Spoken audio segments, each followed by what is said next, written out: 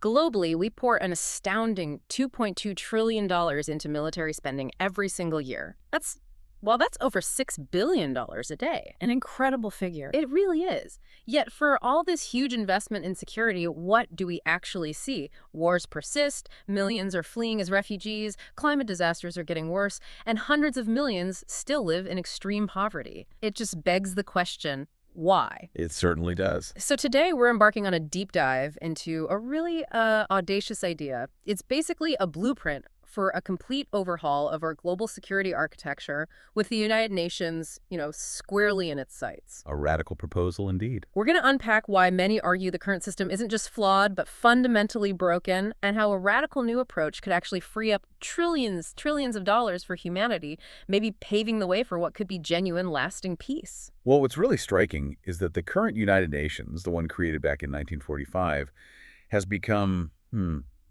largely symbolic. It's effectively powerless to act and completely paralyzed by its outdated veto politics. That veto. Exactly. The UN Security Council, the very body that's supposed to maintain global peace, is dominated by just 5 countries: the P5, the US, China, Russia, the UK, and France. Each one holds a veto. Meaning one country can just stop everything? Precisely. Yeah. A single no vote blocks any action. This system, frankly, it's just unfit for today's challenges. We see it constantly blocked actions in Syria, Ukraine, Palestine. Yeah, the list goes on. And when it comes to newer threats like AI safety or global pandemics, there's simply no effective global authority at all. It just wasn't designed for these things. So essentially, it's a 20th century solution trying to handle 21st century problems, and it's just buckling under the weight. That's a very good way to put it. And if the UN, in its current form, can't reform itself from within, which seems unlikely, the bold suggestion is, well, it must be replaced with a new United Nations. That's the provocative core of the idea. It's a pretty stark observation, isn't it? That countries are increasingly leaning into militarization, going it alone. Right, unilateralism. Precisely because they don't trust the existing system to actually protect them. And here's the core paradox, the real catch coming to, if you will. Reforming the UN requires the consent of those very P5 nations. The ones holding all the power. Exactly. The ones who benefit from the current broken system. They have absolutely no incentive to give up their privileged position. So reform from within is impossible. Virtually impossible. So the audacious solution being put forth is a call for all 195 nations to peacefully dissolve the current structure. Dissolve it. And rebuild a new United Nations from the ground up. Yeah. One that is democratic, decentralized, and truly decisive. And I assume a key part of that structural change is getting rid of those vetoes. Yeah. And putting in a completely new way of voting. Absolutely. The veto has to go. The core idea is a weighted voting formula. It's designed to intelligently balance a country's economic power, its population size, and still give every single nation a baseline vote. Okay, how does that work? So under this proposed 40-40-20 system, 40% of a country's voting weight comes from its GDP, its economic clout. Another 40% comes from its population size, and the remaining 20% is based on equal representation, one country, one share. Ah, okay, so it's a mix. Right. This model recognizes the economic and demographic realities of the 21st century. And crucially, it elevates democratic legitimacy over, historical privilege from 1945. Can you give an example of how that might look? Sure. So the U.S., with its high GDP but medium population, might get around 15% of the total vote. India, though, with its massive population, could surprisingly get maybe 12%, even with a lower GDP currently. Interesting. So population really counts. It does. Nigeria could suddenly have more weight than, say, Belgium. And importantly, small island nations, they still retain their baseline representation through that 20% equal share.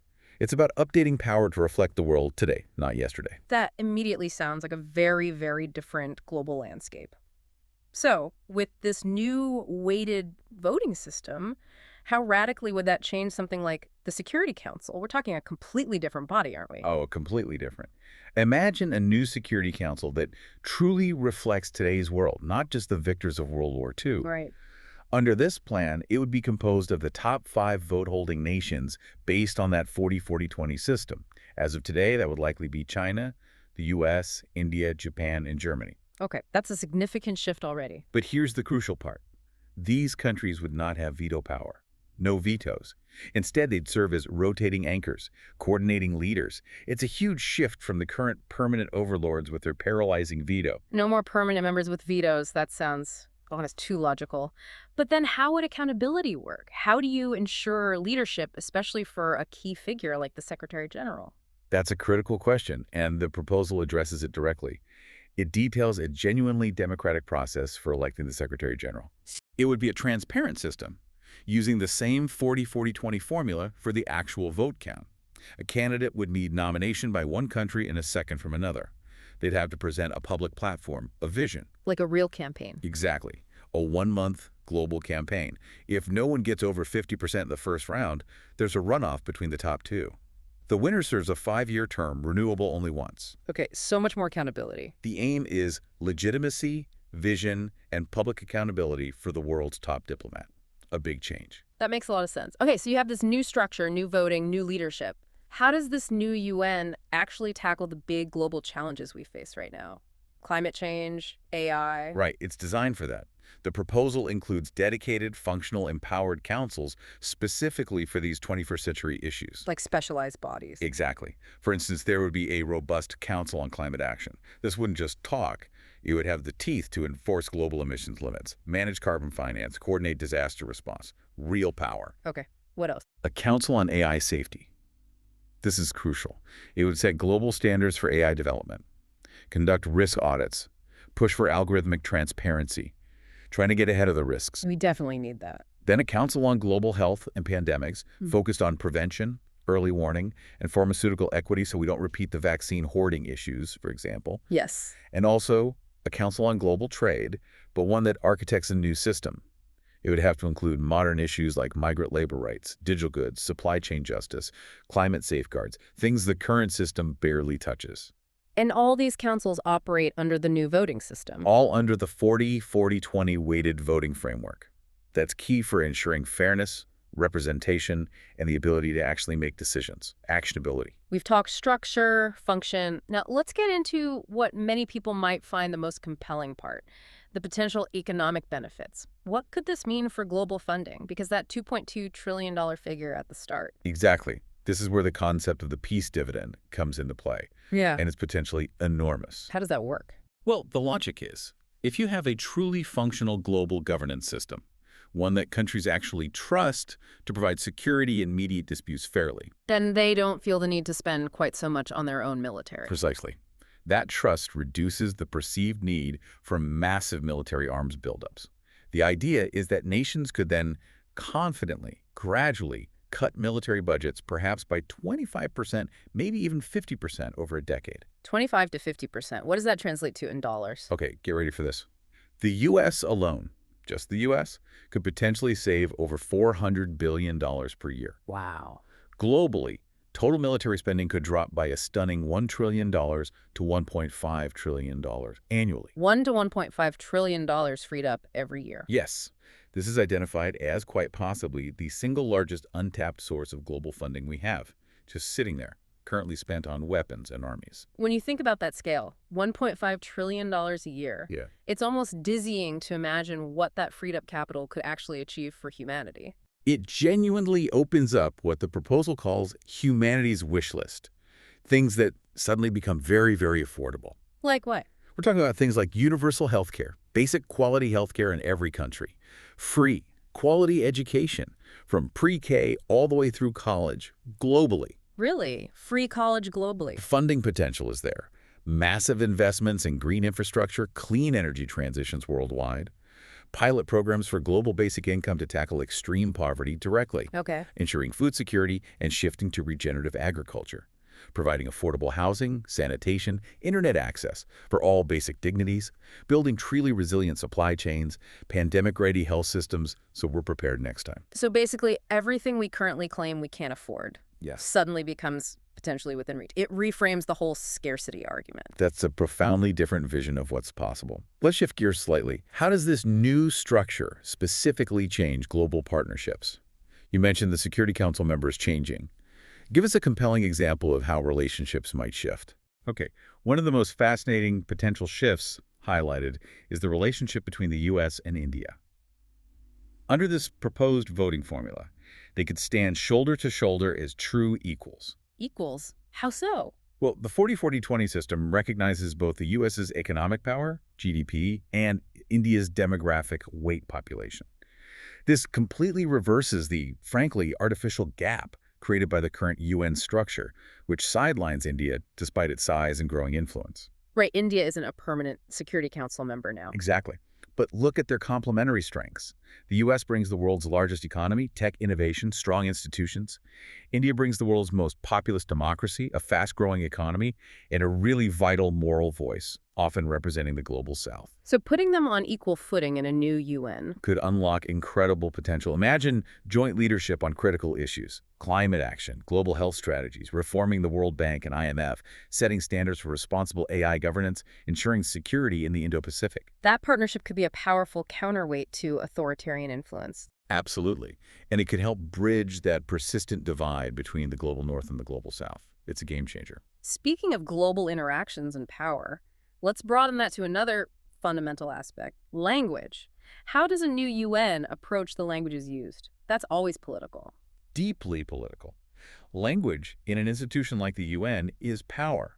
It defines who participates fully, whose perspectives are easily heard. The current UN has 6 official languages, right? Yes, largely set back in 1945.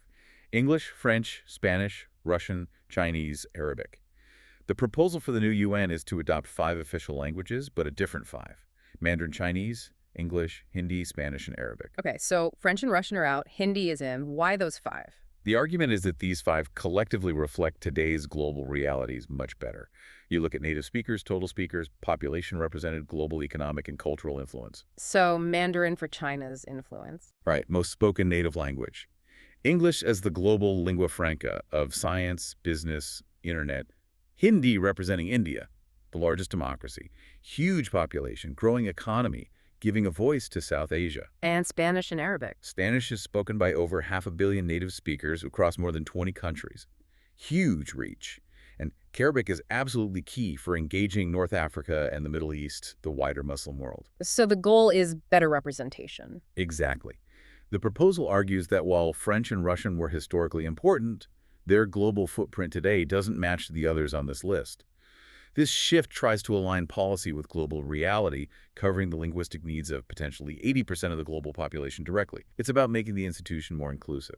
Okay, let's unpack this connection between past and present power dynamics a bit more. You mentioned historical privilege. It's still genuinely baffling to think how a tiny island nation like Britain managed to colonize and dominate a vast subcontinent like India for so long. How did that perplexing asymmetry actually happen? What were the factors? It's a really critical question because understanding that helps us see patterns today. It wasn't just one thing, of course. It was a convergence of factors.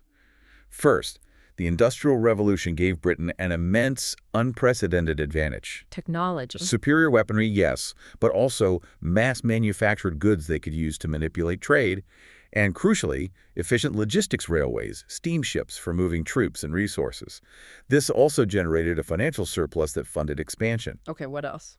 Second, while India certainly had gunpowder, the British used it perhaps more strategically, with disciplined armies, better naval artillery, and the East India Company, well, it had its own private military. A company with an army. Yes, and they became masters of divide and rule, playing different Indian states and rulers off against each other. Third, absolute naval power.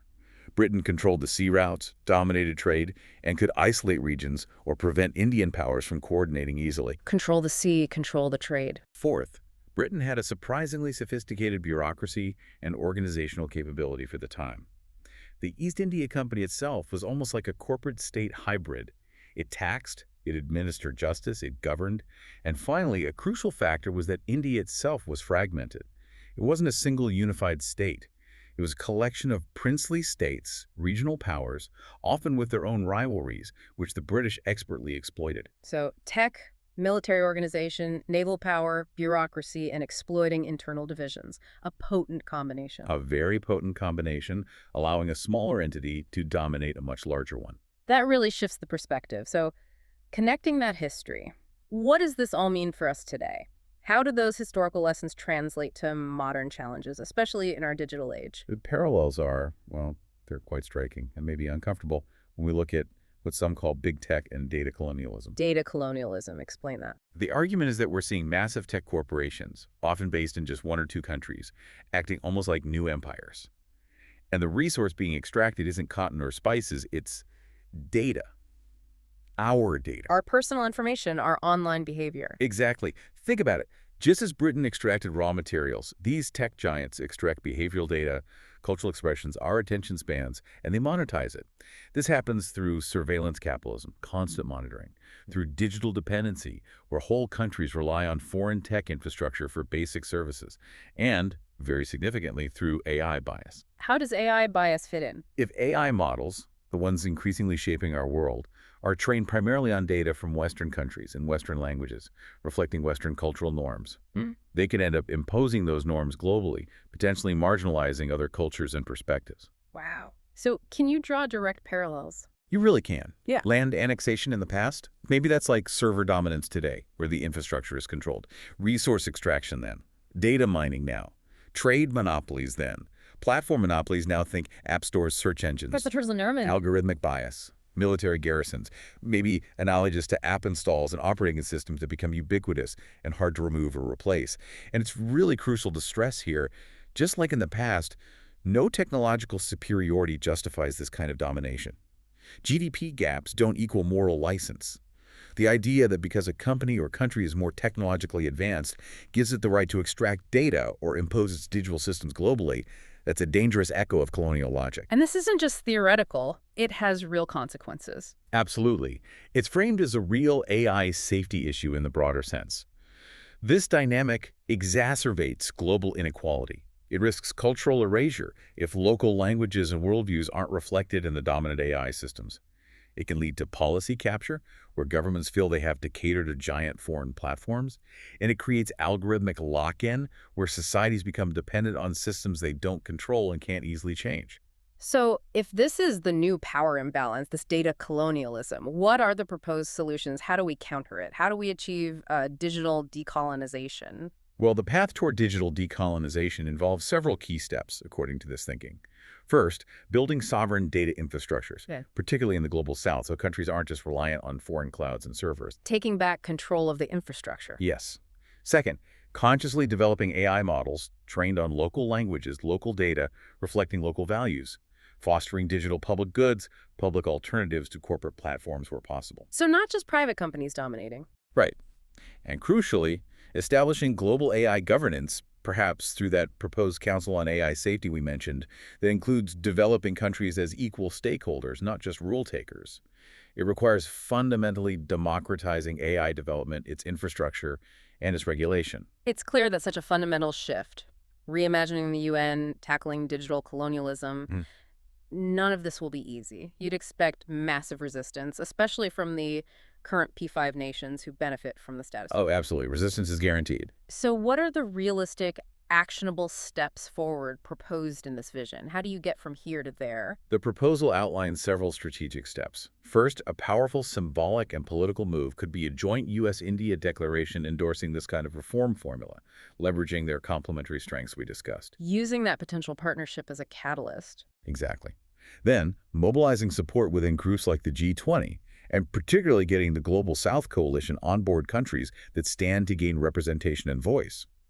Launching a global civil society campaign to build public awareness and pressure is also seen as vital. People power. Yes.